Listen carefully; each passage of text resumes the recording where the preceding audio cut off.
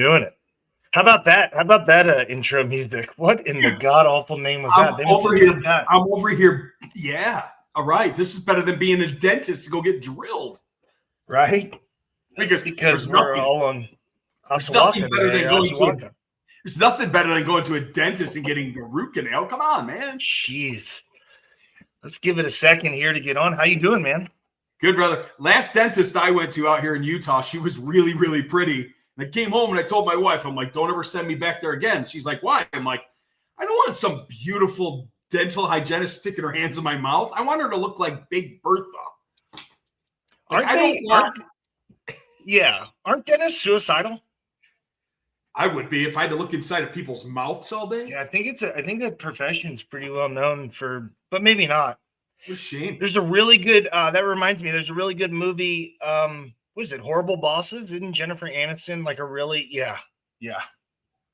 I might watch that one again tonight. I'm in mood for a sardonic comedy. We need it. It's probably been a wild week for you. I can just watch the presidential thing that happened last week. That was sardonic comedy at best. Oh my goodness, man. We have some wild times. We're not going political, man. This is fun. Dude, thanks for having me back. This is awesome. Yeah.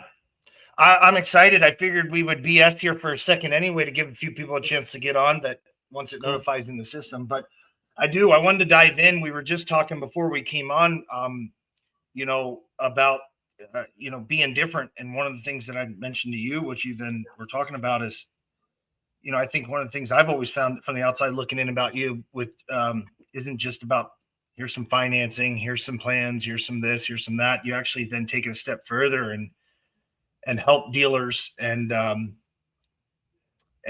most importantly to me, help sales reps on how to actually present and implement financing, which I think is different. So I really wanted to chat on that. I mean, we can chat about anything you'd like, but I really wanted to talk a lot about that and get your take on that. That's a good place to start. Really good place to start. As we rebuilt and reframed our company, Imrpovifi, when I launched it, first off, it was built off of just the idea of, I've been in the lending industry for a long time. I work with some really great lenders, right? Like I was over there with Mark and Chuck over at Service Finance for years. And my God, I learned so much from that company. Great guys, great company, great lenders. There's Green Sky, there's Interbank, there's Wells Fargo, there's Synchrony, there's so many lenders in the space. So when I built Imrpovifi, I'm like, well, you can't just go out to the market and be another lender. Like, hey, here's your rate sheet, go sell. Like that's done. It's 2025. Our contractors, and we call them clients, our members over here at Imrpovifi, they need more. They want different. So we gave them different. Our 3 pillars that we concentrate on are lending solutions, really, really good ones, and lots of them. Training the sales reps and helping them learn how to present at the point of sale, handle objections and obstacles. And then last but not least, and this is honest to goodness, the most important part is support, is the deal desk, is my client success managers. Anybody can give somebody a matrix and say, hey, here's your programs, go sell. The issue is when nobody can communicate with somebody to get a problem solved when there's a problem. And it could be a consumer's question at the point of sale. It could be a new contractor that's never offered financing. It could be anything. So when we built Imrpovifi, the heartbeat of our company is actually client success managers that manage the accounts. Because without them, we really don't have anything. So our clients always have the Tammy, the Brandy, the Donna, the Alex. We got 10 full-time people over here now to reach out to actually get help. And then we solve that through the deal desk to help structure deals. So that's the framework of what we're doing differently in the marketplace. Those 3 pillars: great lending solutions, fantastic training, and then support. Those are the 3 things that I think that we're doing very different in the marketplace that other particular lending and banks are not or don't have the capacity to scale to build. That's where we're headed. When you say deal desk, does that mean you're literally like, I'm in the home trying to structure a deal, maybe have some questions that I can't as the rep answer? I pick up the phone and call somewhere. Is that kind of, oh boy, ask and you shall receive? Oh, nice. So the deal desk. You and I talked about zig and zag theory before we got on this. Yeah. The deal desk is important to help structure deals at the point of sale when and if a consumer has a question and doesn't know what an 18-month same as cash is, or when a contractor's like, Chris, this guy needs a $27,000 metal roof, and she's got a barn dominium out back that she wants to rebuild and do a remodel on. What lending solutions do I use within Imrpovifi? $27,000, run it on the unsecured. We'll get you paid directly to ACH with a 50% deposit, and then run the Imrpovifi high loan. We'll get her 85% home improvement loan, HELOC, for the barn dominium so she can pay the other 6 trades. Done, approved. Contractor gets his $27,000 unsecured, direct paid, closed loop, and direct lending to his account, and the roof's built. Customer gets $85,000 to pay the 6 trades guys out. Problem solved in one call. Roofer gets a 5-star review because he's not just a contractor anymore. He's a problem solver with a consumer credit center. We are the consumer credit center behind the contractor. We now don't have contractors advertising their bank, their lender. We take Chris Scoville's Roofing Consumer Credit Center and make that the focus and the branding point while they're at the point of sale, rather than, hey, here's our lender, we're amazing. No. The bank is the bank. They don't like you or know you. They're banks.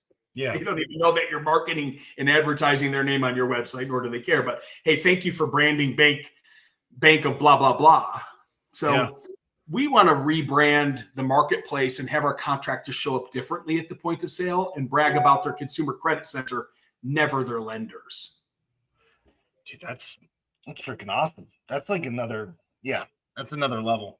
One of the things that I really like personally, and I think is awesome, is how much content on you literally give away with on your YouTube page. I watch them all the videos.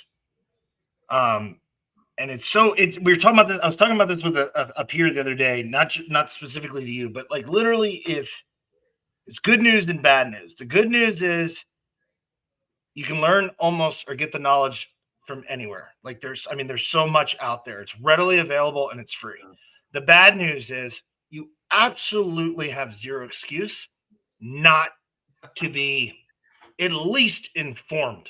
That doesn't mean you're going to automatically be successful. I don't believe that. I think it's that you got to, maybe that's where, it does. But like when I started 2007, you'd be lucky to find, there wasn't anything online. Didn't really exist, but now you go into like AI models and you're like, holy crap. But then I look at things like, and back to what we're talking about, your YouTube page where, it seems like you're putting on videos every day. Yeah. And I don't even know how to promote it. Like I'm failing miserably on how to kind of market it, but I built 2 universities within Imrpovifi I keep going to this side because the camera's reversed.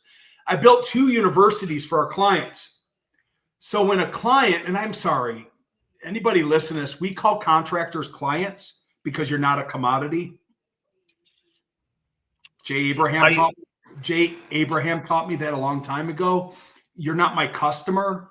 You're not a home. You are a client of Imrpovifi, and we treat you like that because we're partners. So if I keep saying client, people are confused. What the fuck is a client? So that's all right. We have 2 universities within inside of the program. We allow our 5,000 members now to go and enjoy. We've got school. Of course, we know Alex Ramosi, right? We partnered up with him for school. So we built a university over there with 9 classrooms for your greenhorn to go into and your advanced sales pro 360 guy to go into. And then I've got the program training center, which has over 256 training modules in it. So I'm heavy and I'm bullish and I'm in the red paint on training and support. However, to your point, you said it best. I can put out all the best free information in the world, and we still have contractors that won't go listen to it and won't become a pro with what they do. So I was just speaking at Top Rep, and I was on stage, and there was a couple hundred people there, 250, maybe. There was a lot of people in the room. It was really fun. And I looked out at them on stage, and I said, your homeowners are not in a room right now practicing, learning how to object to you when you show up to sell tonight. They are at home with a problem that needs your solution. You're in a room right now with 200 peers practicing and learning how to be a sales pro, practicing and learning how to handle obstacles and objections that might be thrown at you. So if you don't do the work and you don't learn how to be a pro and handle these things, you're losing and they're winning and they're not practicing, but you have the ability to practice. So that being said, with the YouTube and the information and the AI and the support that's out there, there's no excuses. And the ones that make up excuses, well, they go out of business anyway. Yeah, I don't. And here's, I guess, the $1 million question is, how do you get guys and gals to have that self-determination? Easy. I don't say have it, but easy. You know what I mean? Yeah. We provide our clients quarterly audits and KPI metric reports on their funding activity. So I send it to the owner and the managers and say, hey, you guys have only run 35 apps in 90 days. You've got 27 guys. We got a problem. And the owner takes it to sales manager, and now we hold them accountable for not making the sales reps showing up, offering financing solutions early, always, and often. So we have to hold them accountable and show them the data and the metrics and the KPIs so they can then go back to their team and go, what's happening? Here's another good thing that happens from the reports, brother. We can sometimes show them that their average FICO bands of their unapproved or their approved is too low. So their marketing team is targeting the wrong zip codes with their ads. Nobody thinks about that in financing except for me because I'm freaking nuts. But like if I can show a funding report of declines and the average FICO is 625 and it should be 737, we don't have a finance problem. We have a marketing problem. We're marketing our home improvements to the wrong people because those people at a 635, that average FICO will never work. So we might be able to help a contractor save a ton of money in ads that they're running on social media in the wrong geo-central areas, right? So it gets real deep and weird over here, man. Are you doing anything? This is a good. You just brought it up. This is a great question. This is the debate I have right now amongst my peers. Are you doing anything around soft pulls? Yes. Okay, and then so that's good. Nothing wrong. I'm not crapping on you yet. So we're still friends. What does that soft pull then tell you from on the lead to do with it? We don't do them up. We don't do them up front. We don't pre-soft pull. Hold on. There's two answers to this. Our lending, we don't work with anybody that does a hard credit pull. So when we show up and take an application, it's a soft credit pull.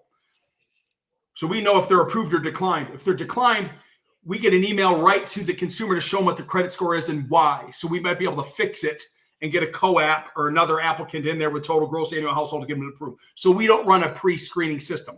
Now let me flip the script on that. We did have a guy that kept getting declines. I said, dude, why don't you go, and we've got a partner, why don't you go over here and get yourself a soft credit pull account. It's like $300 a month, run a TU8, and then pull the score to see what you're dealing with, and then take it to the proper lender bucket that might be best for them. They were just wasting time and spending too much money on leads. They were in an anomaly. He was your guy in a market that couldn't get anybody approved because everybody was under a 600. But your standard improvement contractor should be working with a lender that does a soft credit pull up front. So you don't need to do a preemptive pull. If you do a preemptive pull and you tell your sales rep what the credit score is, all they're going to be thinking about is that credit score, not following the 10-step or the 12-step sales process. I don't like them. That's what I mean. We were talking about this the other day, and it's not, gosh, I don't know if they're watching or not, but I'm not beating anybody up on it, but I'm like, hold on, we didn't have, and this group that I was with are veterans, and I'm like, we didn't have this 10 years ago. No. I'm talking about pre-pulling before the appointment. So you're almost grading the appointment based on credits here. And I'm like, no, it messes up your entire sales process. Because if your sales rep knows, they're going to judge and they're going to prejudge, and then they're going to rush to the end to get to the next lead. But even worse than that, I don't care if they get a decline, because I've got 4 other things in place to go get them approved at the point of sale. So if I get the sale and I get the app and they want to do business with me, I'm in my bucket, baby. And if he doesn't get approved because he's got a 525, I'm going to go to his wife that doesn't work, use her and use total annual gross household income. Or I'm going to use an equity loan, or I'm going to do a reverse mortgage through my mortgage company that we have in Imrpovifi. I'm going to get 4 at-bats with somebody. I don't give a shit what their credit score is. So if you prejudge that lead and you gave them to your C seller instead of your 8 seller, your C seller better be ready to shift and jive and go through the full 12-step process to get a decline and then try to go for the approval, the bucket, then the deal desk. No, you're right.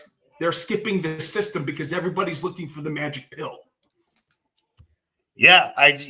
Well, I mean, you kind of just gave the answer, and I'm open to all this new technology, but at the same time, and I'm big on, as I think you and I've talked about, is my job's not financing. My job's to give a demonstration, facilitate the deal first. I mean, facilitate a yes or a no. I leave that up to the banks and I can't control what I'm getting at. I can't control someone pays their bills or they don't. Nope. But it can't affect what I do in the home. And I don't know how you cannot have that affect you if I'm walking. Plus, what if the guy's got, what if the guy, we were talking about this the other day. I've been in some homes, I'm in the DC area, some $5, $6, $7 million homes. And I've watched them. It kind of 2 parts is why this was brought up. You always talk about it early, everyone, often, every time. I used to say E cubed, whatever you want, right? But $5 million home takes the low monthly payment. And you're like, wow, would have thought this cat would have wrote a check, but okay, I don't care. And then sure enough, declined. And you're like, hold on, there's 4 cars in the driveway that cost more than my house. Then there's your house, and now you can't even get a gutter system or a fence or a whatever. Like, who am I to judge? I mean, you know what I mean? So who's to say that low credit guy doesn't just pull a wad of cash out of his mattress? Oh boy, here we go. See, that's why I love you. We can't judge. John Smith is a 500. He needs a $10,000 home improvement. He makes $500,000 a year. His wife has a 750. She doesn't work. She doesn't have a job. She applies. She makes $500,000 a year. He isn't married. They got divorced, but his mom lives in the house and she's attached to it. She makes $500,000 a year. We've just lost the sale if we prejudged this guy. Hold on, it gets even worse. If we prejudge this guy and we can't sell him, but we care about him, what if he likes us and doesn't buy from us and refers us to 5 people in his neighborhood because we cared about him? But what if we just treated him like a shitty lead with a 500 credit score and we lost the referrals that he wanted to give to us? What if we showed up and actually act like we gave a shit about this guy and tried to get him lender 1, lender 2, lender 3, call the deal desk, do a reverse mortgage, which we did last week. We did a reverse mortgage on a guy that was 67 years old that needed a roof. His credit was destroyed. We did a reverse mortgage on his house, and now he's got the roof that he needed and had to have. There's so many opportunities within a decline that we lose sight of, that we lose the referrals, the respect, the integrity. If we care about this guy more than we care about the sale, great things will happen to you. If you don't give a shit about him and you treat him like a FICO, horrible things will happen to you in your business. Because if you start treating people like a commodity and not a relationship, we've lost control of what we're even doing in the first place. Care about the consumer more than the sale, and you will always win whether you sell the job or not. 100%. 100%. Plus, it's hard to really push back on marketing until you can show that you have the actual decline. So what I'm getting at is you'll hear sales teams historically will be like, well, this is a shitty credit market. And I'll be like, okay, well, then you should have like an amazing gross close, right? Like they buy on 1 year. That's when the person's like, I'll take it. And you haven't even offered it any in discount. You're like, oh, there's 0 chance this one's getting done, right? Yeah. But we don't even have a high close rate, gross close. So we can't even validate that it's truly a credit issue until we show that we have declines, right? You gotta get the ask, you gotta get the take, you gotta put it in the bucket. And if they want it, need it, and they have to have it, they'll find a way to have it paid for, or else they're not your customer, but you've gained a good referral customer because you cared about them. What if they loved it? They had to have it. They couldn't get the money anywhere, but they had a fantastically rich mother that will give them the money to buy it. And we missed the sale because we prejudged them, because our little cute soft credit pull system that we ran on them prejudged them. And now we're training our sales pros that it's okay to prejudge, by the way. All the things that we train and teach them not to do when they drive into a community, looking at the cars, looking at the hardy board, looking at the shoes, looking at the purse. I'm prejudging. Oh, these guys are going to pay cash. Oh, this is going to be a layup. No, if we treat them all equally and care about them equally, then we'll show up differently and we'll win more. But if we're teaching them in the office, hey guys, we got 100 leads. We're going to run them through our fancy tool, and our tool is going to decipher who gets which lead. We're losing deals, and we're losing relationships. And we're in the relationship business. We are not in the lead business. I don't work with everybody that does a demo with me. We have 300 to 400 organic people that come to Imrpovifi every month to learn about what we do. We do not have a 100% close rate. We determine whom we work with. They determine who they work with. We're not for everybody, but we meet with everybody. So there's a story to tell. After one of my teammates and my consultants get off the phone, they know that we do unsecured, secured, commercial, deal desk, this, that, all these things that we do. So maybe down the road, they'll meet a contractor or they'll work somewhere else and go, I think that Imrpovifi group does commercial lending. They weren't our customer now, but maybe down the road they will be. Don't know. Well, and you and I'm living proof of, unfortunately with my situation, I'm not in the position to be able to, it's not my decision to be able to work with Imrpovifi, but yet if somebody were to ask me, I've referred your name hands down, just because I at least know that, hey, you're going to get the right information. Now, this is where I tell people all the time, you still have to make the choice whether my referral is the right for you, but here's what I know about them or him or her, whatever. Yeah, it's a big, it's the same way, like, and it's a harsh analogy, but it's like if the doctor gave me a diagnosis that wasn't positive and, says, hey, the cure is going to cost $500,000, right? And insurance doesn't cover it. Yeah. Dude, I'll have a GoFundMe page up in 27 seconds, right? Because it's that important. It's that. Thank you. Yes, that's it. But that has to come first. Like that has to be done with the first 8 steps before it ever gets to that conversation of, and then not asking. He didn't ask you if you had 500,000. Yeah. Before I tell you that this is going to kill you, do you have 500K? We just lost you. We're going to go figure it out. That really makes sense. Thank you for that analogy. I might steal that one with you. That's fine. I don't, take it. But I mean, and I know it's not easy. It's hard. I posted a couple days ago. I stole it from, I think it was Rogan and Mel Gibson, where he said, second thought, first action. Yeah. First thought is we all prejudge. It's the second thought and the first action that matter. And he brought up a great joke. He's like, dude, you know how many times a day I want to kill my wife, but my second thought is I can't do that. And then my first action is I go give her a big hug or whatever, right? We talk through it. And I think that ties to what we do. I pull up to a house in a bad area, little rundown, right? Okay, I'm okay with saying acting like that you won't have the first thought of, oh boy, but it's the second thought and the first action that matter. It's so true. I use my analogy here in my neighborhood in Utah. I happen to know my neighbors well. The guy behind me is a production manager for Watts. The guy across the street is a software guy from China, and the guy down the street there does land development in California. And they all have different vehicles. And if you were to drive into this neighborhood, you'd see the Range Rover and the Mercedes over here. You'd see the broken down Honda CR-V here, and you'd see the nice matching truck to what I have, a 2500 HD. And you may approach each one of us differently because of the vehicles. However, I happen to know my neighborhood, man. The wealthiest guy in this neighborhood is the gentleman with the beat-up Honda CR-V. The guy's a retired software engineer worth buco from China, and he's a really nice guy. But cars aren't his thing.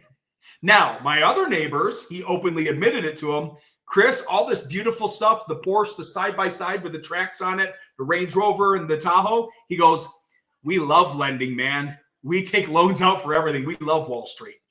And my guy next door, Brian, that works up at Watts doing production management for all the custom homes up here in Utah, he's just like me, man. We're super conservative. And if we can afford it, we'll pay a long-term low monthly payment option. But if you're a sales pro and you drive into a community, those are three very different customers.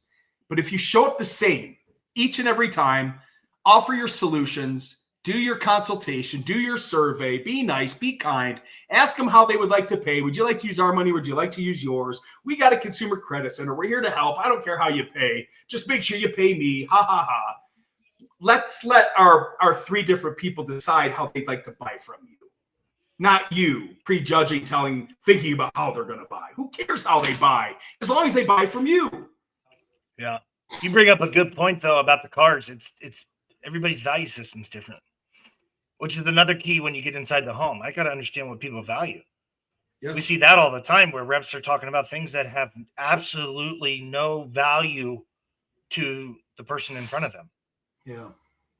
Right. And now you wonder, and in some cases you can oversell, right? Because now they're saying, oh, we got all these nice features that I don't find any value in. I can see where others may. Do you know what I mean? But I just want the CRV because it's not that important to me. But if there was something else, maybe it would be. That's why the options close or the options presentation, best, better, good, good, better, best. Let the particular customer decide how they'd like to buy from you, right? Meet them where they want to be met. The value stack selling system. There's so many really cool ways to present what you're doing out there. And even financing is really cool nowadays. We've come a long way with that, right? Back in the day, now you know I've been doing this since the 80s. Back in the day, I think it was the Tuesday, by the way. Back in the day, you may have had to push a particular lending product on a consumer. And when I say push, I mean like, here's your 10-year, here's your 5-year, here's your 6-month promo. Now, like with solutions that we have over here, at least, we can allow the consumer to determine, do you want a 12-month and 18-month same as cash? Would you like a low monthly payment option? And it starts from the 20-year down to the 2-year so they can make the buying decision. So if they want to have a payment that is $199, or if they want to have a payment that's $149, or if they want a payment that's $99, the consumer makes the buying decision that fits their budgetary needs best. And it's really a nice selling system when we're allowing to let the consumer make the buying decision and meet them where they want to be met, rather than enforcing a product or a loan solution upon them. Here is your program.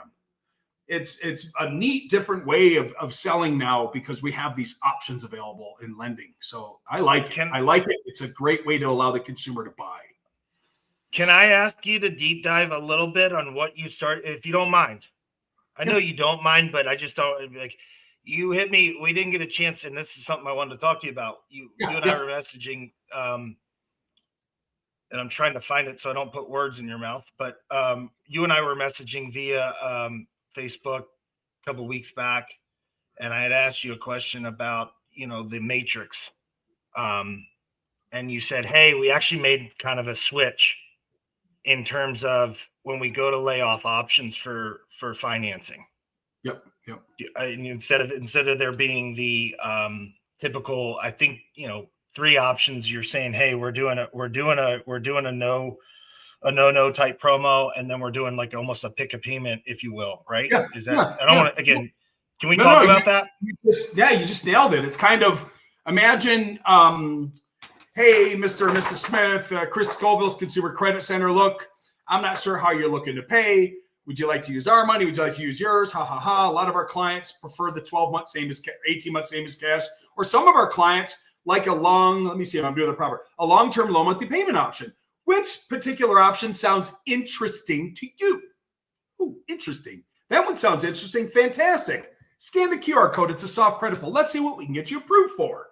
They go into the magic bucket. They apply with a soft credit pull, and boom, they're approved to $50,000 on a $20,000 home improvement. Now it says, would you like to see the 18-month same as cash options? Yes, no, skip.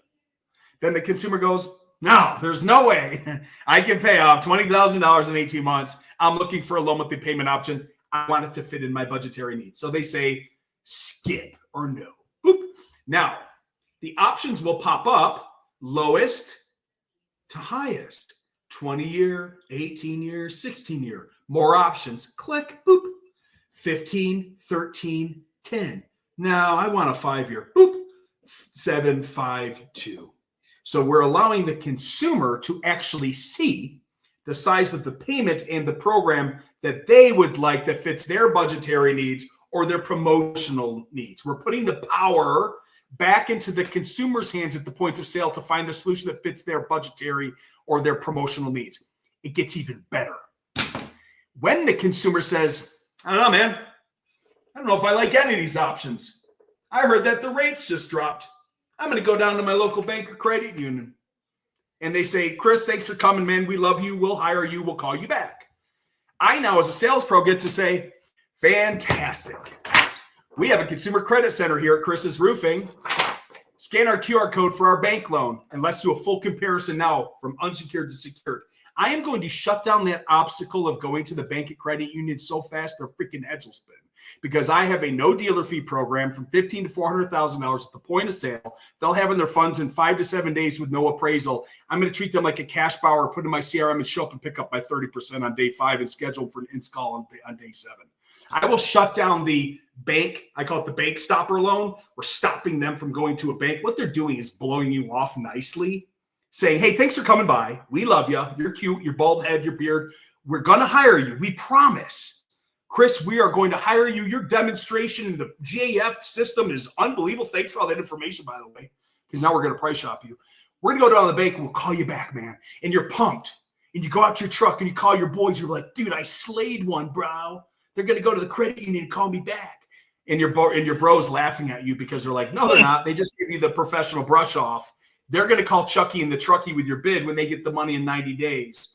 We want to shut that down and kill the obstacle or the objection on the credit union and bank and the HELOC. We're going to do it at the point of sale with a soft credit pull through Imrpovifi. Options, options, options, options. You are not going to say no to me. I'm going to freaking help you.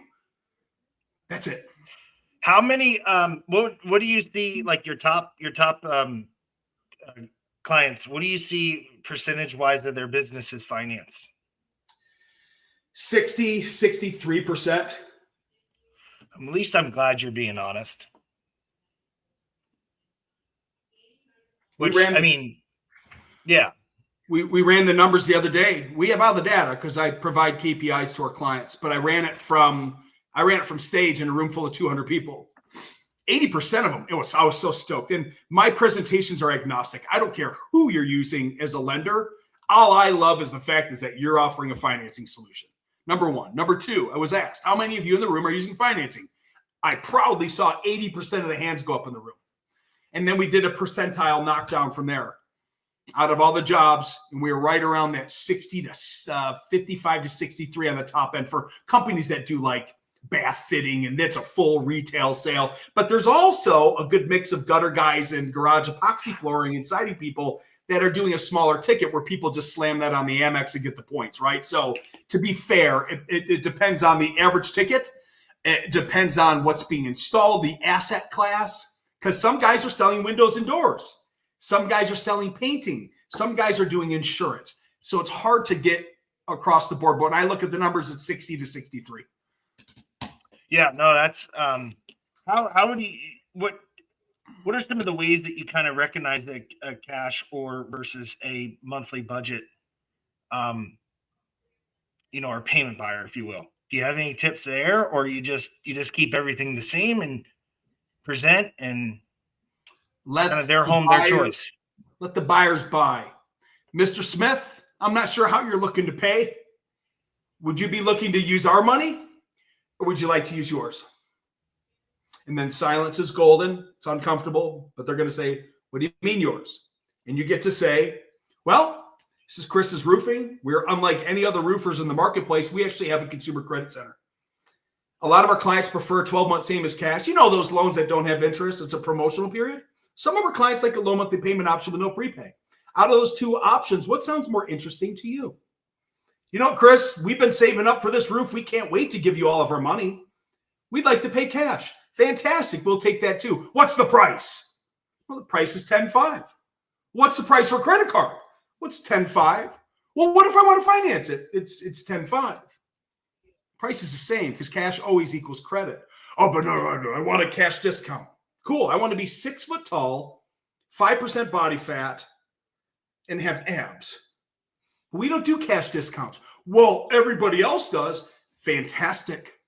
What are they giving away? Well, they'll give me a 5% discount. A discount? Well, my office actually gives me the authority to give you a 3% discount if you pay today and give me a referral from church, work, and school and a yard sign for 90 days. But we don't give discounts. We're too valuable for that. We just don't give discounts. The price is the price is the price. However, the office, now I'm blaming third party. The office has given me the eligibility to offer you a 3% if you sign today, pay today, give me 3 referrals to go visit them and say hello to them, and allow us for a 90-day yard sign. We don't discount. We earn and we negotiate a cash discount. We never give it. Discounts are for weak salespeople. Ooh, I like that. I didn't know we were going to go there. I kind of was thinking more of like, hey, would you trust me more if I charged you less? But I like it. I mean, the concept is yeah, no, it's different. I like the act of negotiating because we're not lessening the value of what we're showing up for. Sometimes if we offer a cash discount, they wonder how much more could he have gone? Did he build something into this? Because man, he folded fast. Oh, shoot. I had a guy remove his cash discounts from his, I can't name his name. He did $75,000 in decks with us yesterday. He removed his cash discount from his form because people weren't buying bigger and better decks. They just wanted to save money. So what happened is when he removed it and he was doing financing, they're finding out how much more they can get approved for. They weren't thinking about a discount or paying cash at all. They were thinking about the low monthly payment option of $249 a month. But because he had on, we can give you a cash discount, it took the attention to the proposal that all they were doing was concentrating on the money and the discount and saving money rather than spending more and buying what they really wanted in a low monthly payment option. Wow. What a huge lesson he taught me yesterday. I never thought about it like that. I didn't know. He knows because he tested it. He had a big cash discount thing to try to attract cash buyers. They were buying smaller decks. Now he removed it. They're applying for financing. They're getting approved up to $150,000 now at the point of sale, and he's selling bigger deck jobs. This happened at 7 o'clock last night. That's why I didn't get a chance to make a training video. Well, plus the other side of it is you start to get what you want, not what you can afford out of pocket. Yeah, dude. All they were doing is thinking about, oh man, I can get a cash discount. Cool. I'm only going to spend 20 because he's going to take 5% off. Instead of thinking, ooh, I can get approved for 50. Now we can actually buy the deck that's going to improve the value of our home. It changed the whole philosophy of his buyers when he took it off of the estimating form. Because a lot of contractors put it in there. Hey, we can give you a cash discount. So all they're paying attention to is the discount rather than thinking about, hey, what do we really want here anyway? Really, really cool lesson he taught me yesterday. Are you seeing a difference with, obviously you're seeing a difference in average sale with cash versus finance. Yeah, for sure. I mean, what about between no-nos, like no interest loans or promos versus low monthly payments?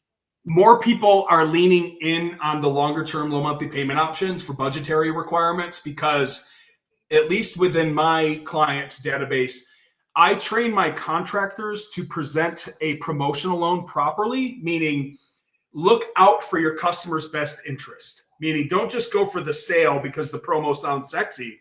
Educate them on the fact and ask them the specific question. Mr. Smith, you're taking out this $20,000 home improvement loan and you're putting it on this 12-month, same as cash, minimum monthly payment. Do you have the ability to pay off the $20,000 within the promotional period? We ask the question and he may say, well, what do you mean? Well, it's a great option if you can really pay this thing off within 12 months. However, I want to educate you so you're not confused on month 13.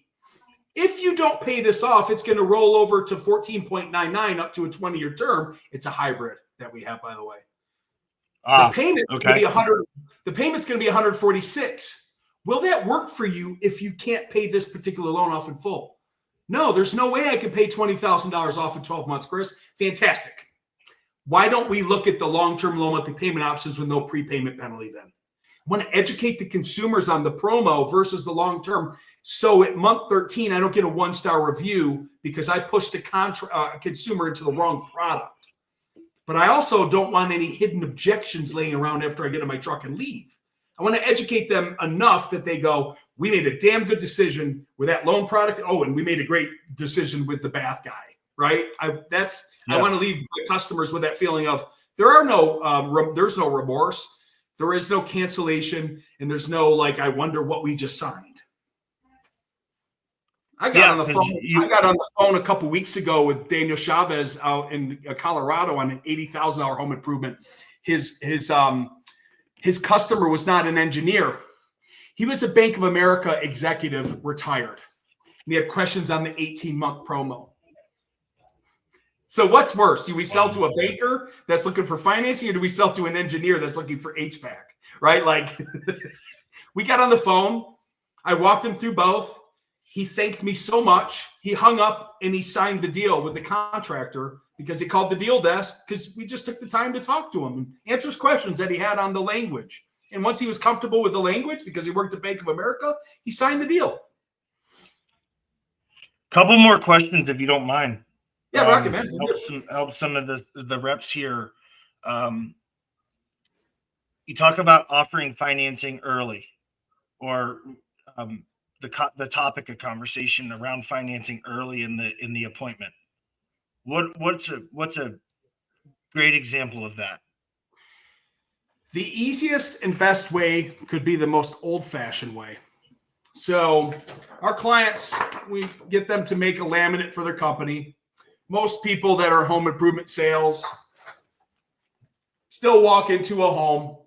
This is for your face-to-face. We can do it virtually too, but let's just act like we're face-to-face. So if we walk into the home, we're first looking for a micro yes, which could be as simple as this. Thank you for allowing me into your home. Listen, I'm going to go do the inspection on the X, Y, and Z. When I get done with the inspection, I want to go over the findings. Where can I set this stuff down, and where can we meet to go over my inspection? And they go, well, right over there on the coffee table or the island is good. Fantastic, thanks. I take my laminate and I set it down over there with a pad of paper, whatever, and I set it down. I have just mentioned financing to the consumers without saying financing, because they're going to walk over to what I left on the table and they're going to say, oh my gosh, Chris Scoville has a consumer credit center with finance options. So that was part of the early. But what I did is I got 3 micro yeses.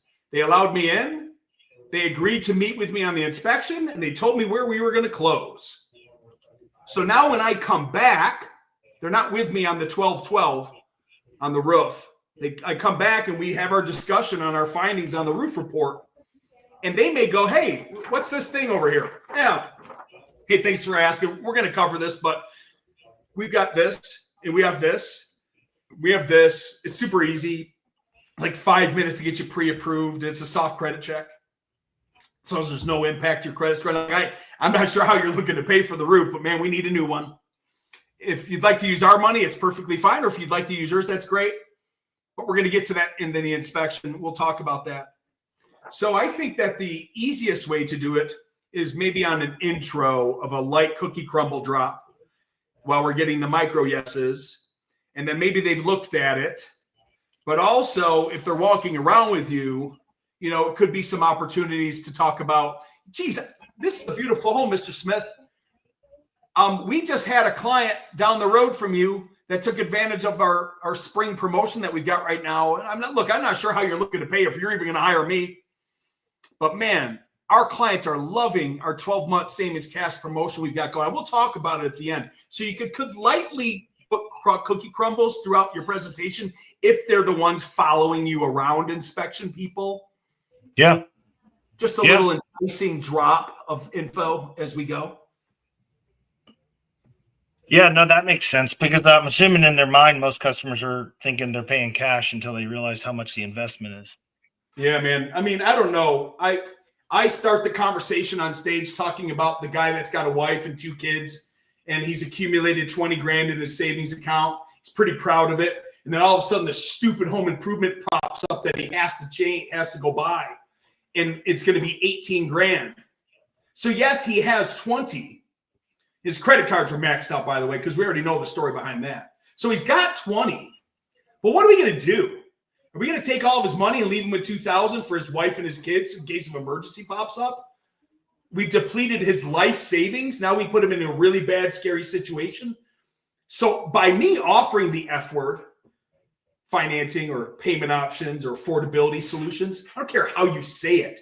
I'm doing my guy a service by actually asking him if he wants it, rather than a disservice, assuming that he's going to give me all of his damn money, which is really rude, by the way. People are like, well, I don't want to offend my customer. You're offending them by not offering a financing solution. You're offending them. If I can finance this Bible on Amazon for 4 equal payments, and you come to my house and try to sell me something for $20,000 and don't give me a finance solution, you have offended me. I'm waiting for Good it. point. I'm a buyer. I buy everything on monthly payments and no interest because I have an 850 credit score. I have the cash, but I don't like to spend it. I can use Wall Street and leverage my money. So if you're a home pro and you don't show up and offer to me, I think that you probably suck. Because the other guys offered it and you didn't. That was when then you leave my house and I go to my wife and I'm like, that was weird. I wonder why John's Roofing doesn't have financing. The other 3 quotes did. Why doesn't John's Roofing have a consumer credit center? Chris Scoville did. Like, if you don't show up like this and third party validate the fact that you've got more than others, you are no longer a differentiator in your marketplace. You are not a purple cow. You are a black or a brown boring cow standing in a field of a bunch of other cows. Don't be a boring cow. Be a purple cow. Good point. Are there any? I've always wondered this. Are there any laws against if you technically as a company offer financing that you don't present it to everybody? Isn't there's got to be like. No, there's no law. There's words that your lenders will tell you. They don't want you talking about. They don't want you talking about dealer fees. They don't want you disclosing them. They don't want you building them into your pricing. Can I swear? Yeah. Blow hard. Blow hard. What are you talking about? Hide fees. Get out of here. Money costs money. It is what it is. When you buy a mortgage, it's fully disclosed that there's buy down points and it's in RESPA. When you slide a credit card, there's this credit card swipe fee. It's called a merchant credit card processing fee. Oh, so all of a sudden the world of home improvement lending is not allowed to talk about it? Bug off. If I want to educate my customers how the money got from Wall Street to this table, now the price is the price is the price. That's what I said earlier. It's 10-5. Cash equals credit. But I'll be damned if my customer's got a 550 and I got to take them to a buy deeper program that costs 20% of that money, that I'm going to lose 15% on my sale. I am going to rip up the contract. I'm going to throw it in the garbage. I'm going to educate the consumer and say, hey, we took you to our buy deeper program. That money costs money. It ain't $10,000 anymore. It's $12,000. How would you like to proceed? Your payment is $146 a month. Oh, I don't want to pay $146 a month. You told me it was $99. Cool. You couldn't get approved for $99. Is it $146 or would you like to pay me cash? Check, credit card, or your mama's money? How do you want to proceed? I don't take it on the kneecaps as a contractor because money costs so much money nowadays. It's the customer's fault that they got a 550, not the contractors. I don't know, man. Maybe I'll be thrown. No. I'm all for that. I think you're talking about a good subject. I guess more also though, not presenting to somebody because you can't think they would get approved can be. Oh no, what? OCC, CFPB, who's now taking advantage of a customer because of no and go and property says clean energy. Yeah, I hope that they catch those guys on camera all day long, but it's their prerogative of the consumer how they want to buy. It's also the prerogative of a contractor if they want to offer financing. Nobody's forcing them to. Got it. Okay. Yeah, that makes complete sense. That was now your lenders will have legal disclosures in your language on what you can and can't do. Yeah.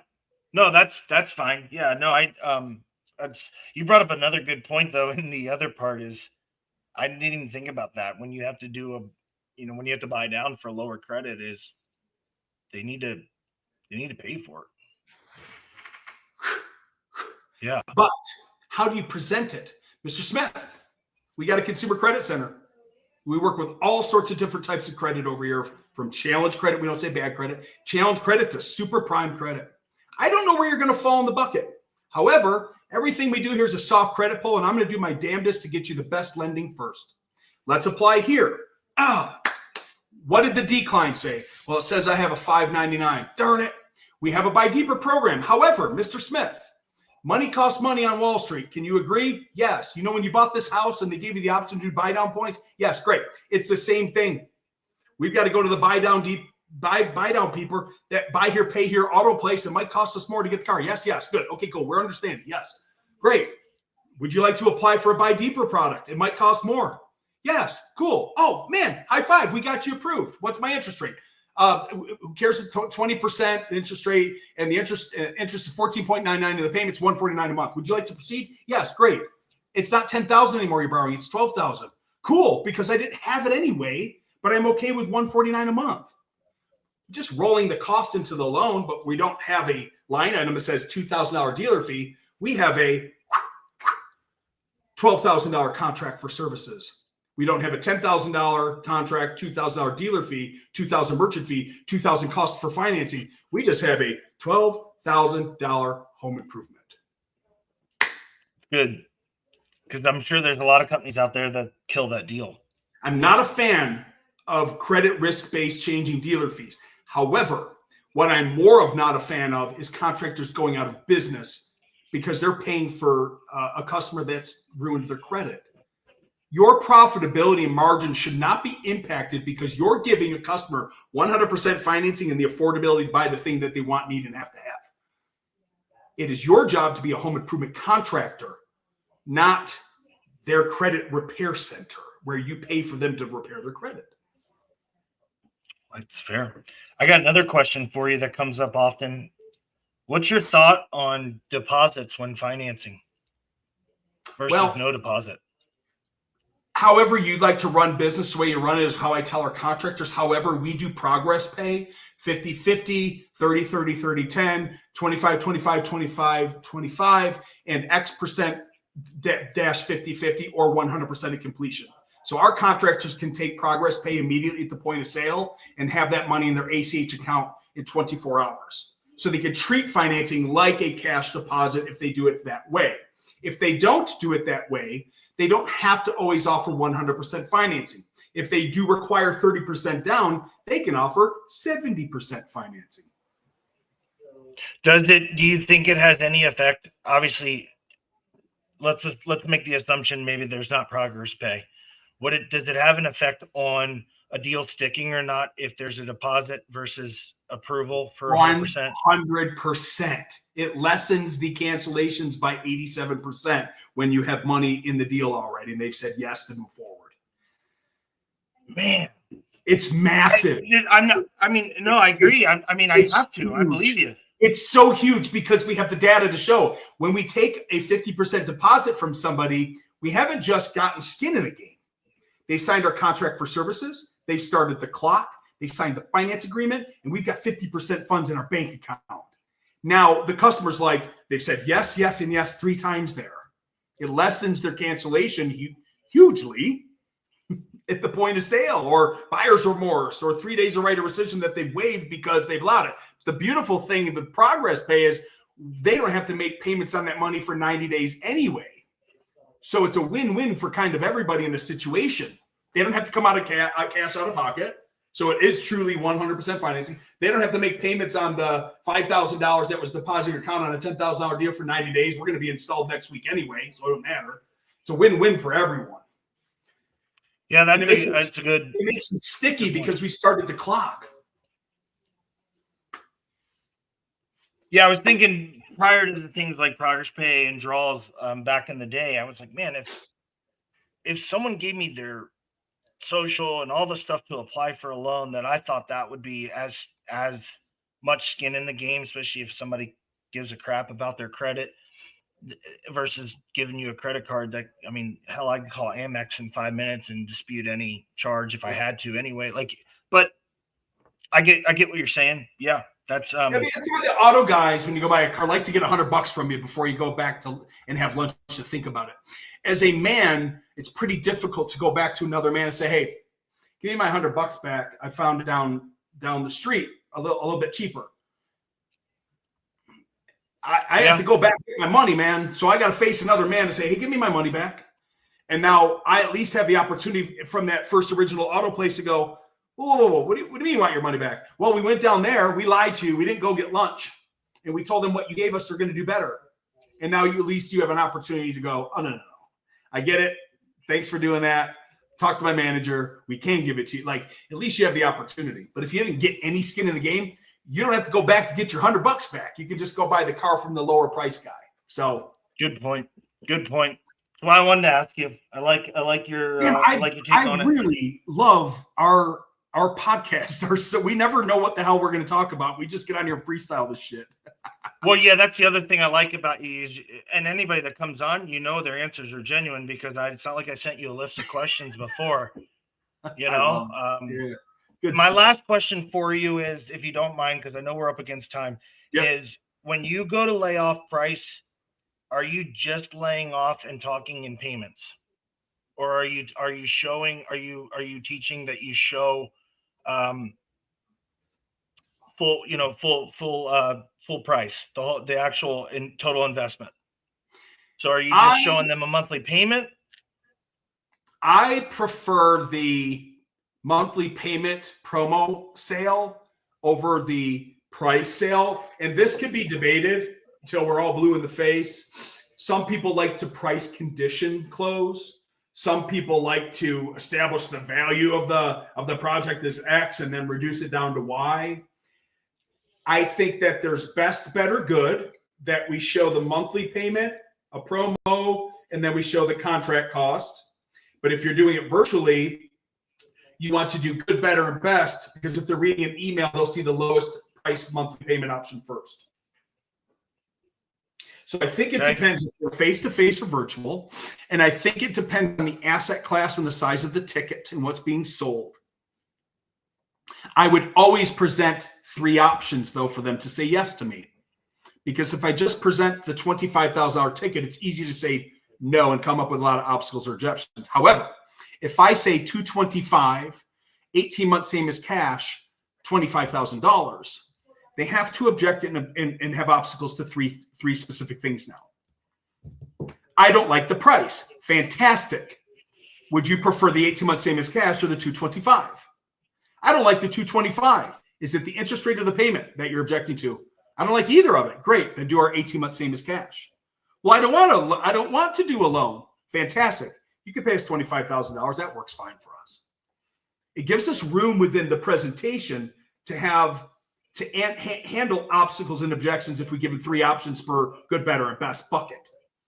But if it's just a price, they may just say, "Man, that's expensive. Have a good day." And you're like, "No, sir, it's not expensive. I can make it affordable."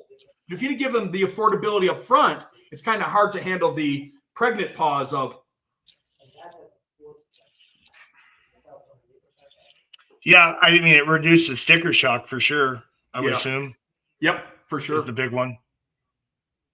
Man, Chris, this was good. I know a lot of people are in the homes today that'll catch this on YouTube or the replay within the Facebook group, but I can't thank you enough, my friend. Thank you. Anything, this is awesome. Awesome. Anything you wanted to touch on before we go? No, I appreciate you so much for having me here. And if anyone ever just wants to, I'm agnostic. You don't have to work with Imrpovifi to talk to me or get help. I'm here to help everybody and anybody that's in the industry. So reach out.